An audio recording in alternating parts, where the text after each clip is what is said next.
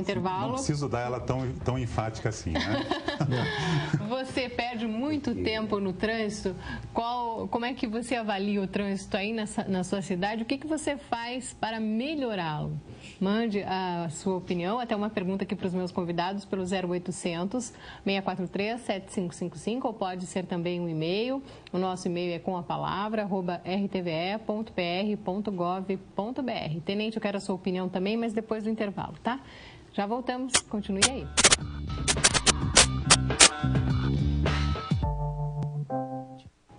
A facilidade de crédito e os recentes incentivos do governo, como a redução do IPI, que termina justamente amanhã, fizeram com que mais brasileiros conseguissem comprar carros. Entre 2001 e 2009, o número de veículos no Brasil aumentou 76%.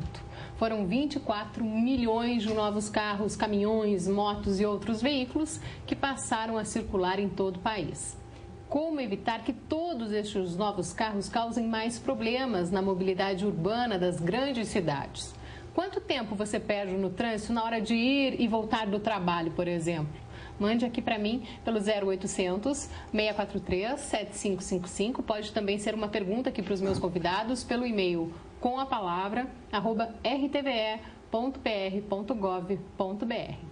Tem a pergunta aí do professor Eduardo que ficou assim, né, esperando a resposta se Curitiba precisa ou não de metrô, mas eu queria só ouvir a opinião do Tenente Silva, que lida aí com o trânsito todos os dias, né? Como é que o senhor avalia o trânsito da nossa cidade? Bom, na verdade, apesar dessa situação caótica que todos nós relatamos aqui, nós temos, apesar de tudo isso, um fator positivo, né, na situação do trânsito, pelo menos em Curitiba, que é uma redução. Então, nós tivemos, se compararmos com 2008, nós tivemos uma redução em Curitiba de todos os tipos de acidentes.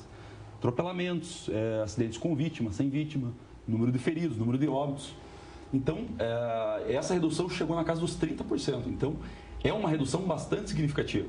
Para você ter uma ideia, nós tivemos em Curitiba, o ano passado, menos 2.000 acidentes, se compararmos com 2008. Nossa. Então, é um volume bastante grande, é uma redução muito significativa. E a que o senhor atribui isso? Quer dizer que o motorista está mais consciente, será?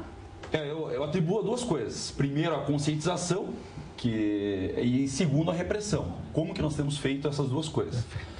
No ano passado, nós lançamos muitas campanhas educativas com apoio maciço da imprensa.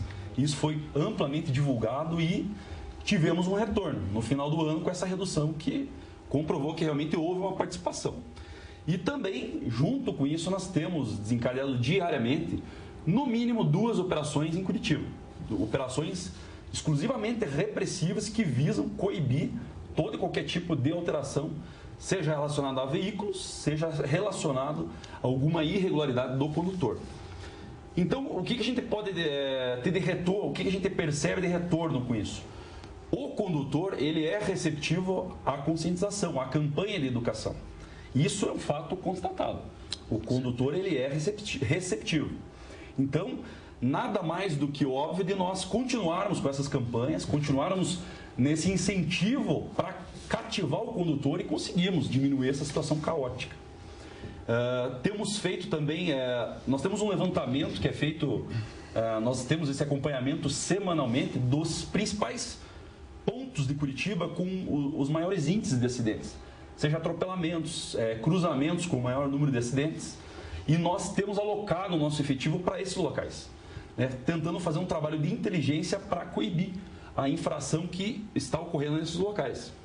Um outro trabalho interessante que nós pretendemos estar lançando em parceria com a Diretran, que é o órgão de trânsito em Curitiba, é aproveitar o dado que nós temos e trabalhar em parceria para tentar resolver o problema desse determinado local. Muitas vezes é um problema com uma certa facilidade para a gente resolver, que a gente vai estar conseguindo, ao mesmo tempo, aplicar a repressão, coibir o mau condutor, que para esse, infelizmente, não serve a conscientização, e resolver o problema para a maioria dos condutores que são adeptos à conscientização e muitas vezes um problema fácil de solução. Então, nós queremos trabalhar em parceria com a Diretran para tentar chegarmos a uma solução adequada e tentar minimizar essa situação caótica que temos hoje, não só em Curitiba, né?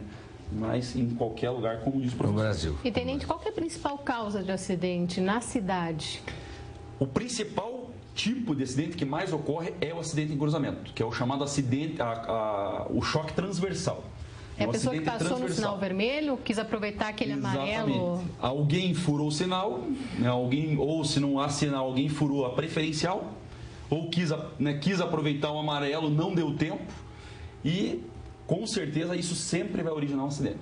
Nós tivemos um exemplo clássico com algumas imagens que foram lançadas o ano passado aqui na 7 de setembro, um cruzamento aqui na 7 de setembro, então que estava gerando muitos acidentes. Chegamos a ver alguns absurdos, né? Muitas vezes 3, 4, 5 segundos depois de fechado o sinal e o condutor tentar, né, fazer a travessia. Então são absurdos que realmente tem que haver a repressão para coibir esse condutor. Agora, com o trânsito cada vez mais caótico, o congestionamento maior, a pessoa perdendo mais tempo no trânsito, faz com que muitos motoristas tenham cada vez mais essa atitude, né? De aproveitar esse tempo que fica parado em sinaleiro mal... Eu quero aproveitar o que o Tenente Cordeiro falou para lembrar do seguinte: Curitiba é exceção. A maioria absoluta das cidades brasileiras piorou. De 2005 para 2006, para 2007, e ano a ano fica pior. Nós somos exceção. Que bom, né? Tomara que o nosso exemplo se espalhe por aí. Atribuir esta melhora à combinação de uma fiscalização mais rigorosa, mais inteligente, com campanhas, eu acho que está correto. Mas eu gostaria de lembrar um detalhe. A campanha é ótima para lembrar o sujeito de que botou a família no carro para ir para a praia, calibre o pneu. Campanha 10 para isso. Mas fazer com que esse pai de família nunca mais se sinta confortável de pôr a família no carro e ir para a praia sem calibrar os pneus, só é possível conseguir com educação. Educação, porque daí muda a cabeça da pessoa. É claro que a fiscalização é indispensável. Eu vou chover no molhado aqui ao lado dos doutores, mas no mundo inteiro tem uma coisa clássica em trânsito, que é os famosos 3 Es, né? O esforço legal, engenharia e educação. Então eu não posso ter uma via que ela provoque uma condição de risco e gere o acidente. Eu não posso ter uma lei inexequível ou que não tenha fiscalização ou que em o cidadão infringindo não haja a devida autuação e punição. Vê que tudo isso exige uma estrutura e um funcionamento constante. Mas eu também preciso de educação, é comportamento. As estatísticas variam muito, viu, Fabiola? Mas de 92% a 98% dos motivos pelos quais acontecem acidentes é atribuído a falha humana, é mau comportamento, é o sujeito que depois do sinal está fechado, ultrapassa, né? E quando tem um problema no veículo, por exemplo, não, mas foi um problema mecânico, faltou freio, mas alguém não deu a manutenção devida. Isso é mínimo, né? Isso é mínimo, é inexpressivo. Mais de 60% é falha do motorista. Isso mesmo. Que, infelizmente, não respeita. Então, eu queria, com a pergunta da Fabiola, vamos ver se os colegas aqui concordam, colocar para nós pensarmos a seguinte situação. Se por um lado você tem que estar fiscalizando, por outro lado você tem que dar o estímulo correto, positivo, para que o comportamento melhore, nós precisamos também garantir que isso seja permanente, que haja uma continuidade. Mas o momento em que nós vivemos, e foi o tema que nos trouxe até aqui hoje, né, o aumento da frota, está provocando uma situação ao contrário daquele desejo do cidadão que comprou o carro. O que ele está buscando? Mais mobilidade. Perfeito. Só que com o crescimento da frota, o que ele encontra é uma desaceleração.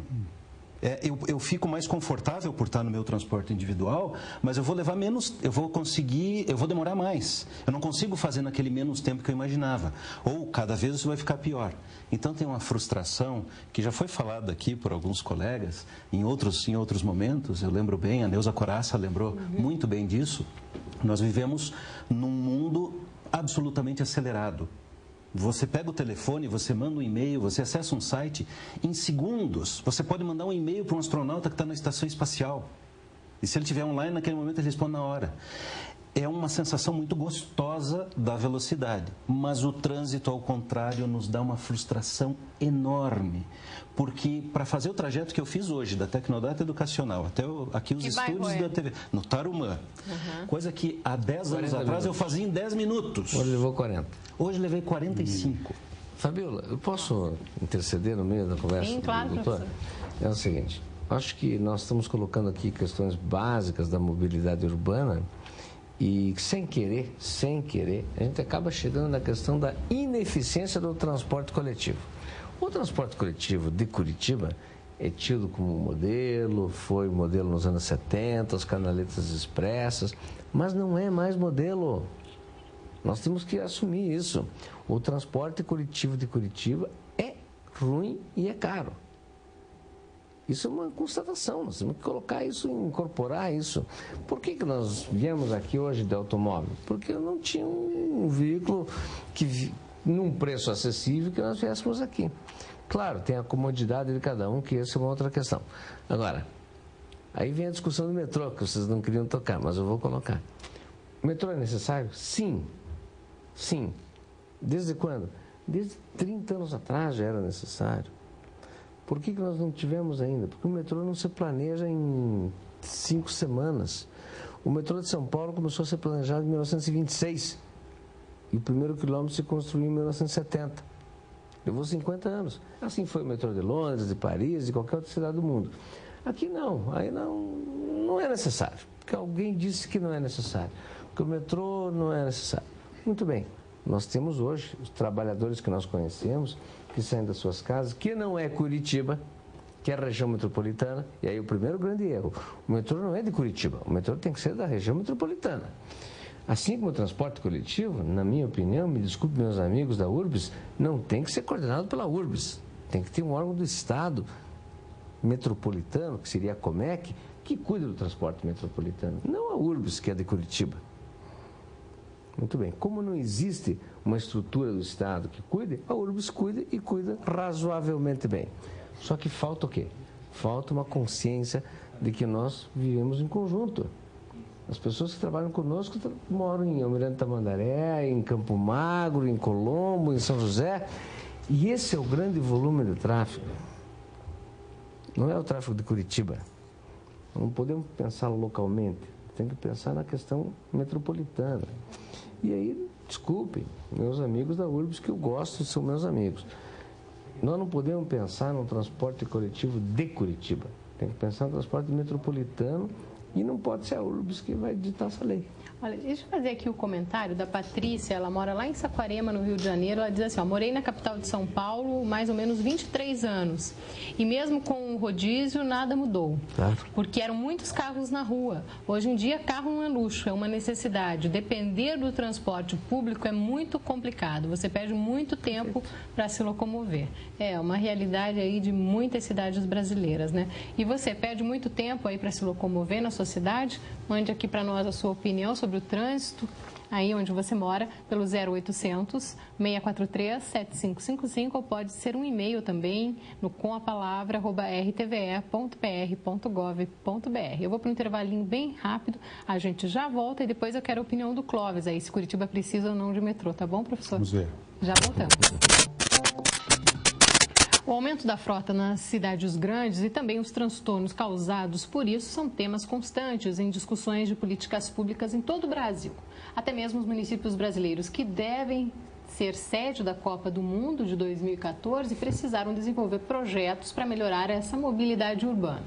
Ontem, os deputados estaduais do Paraná chegaram a aprovar um pedido de empréstimo de mais de 200 milhões de reais para obras de mobilidade em Curitiba e região metropolitana. Quais as alternativas para evitar os problemas do trânsito nas cidades? Você perde muito tempo aí na sua cidade? Mande aqui para mim pelo 0800 643 7555 ou um e-mail no comapalavra@rtve.pr.gov.br. Vou fazer aqui a pergunta da Maria Carolina, ela mora no Jardim Cláudio, em Pinhais, aqui na região metropolitana. Ela diz, moro na região metropolitana e dependo do transporte público, mas usar o ligeirinho é impossível, não tem lugares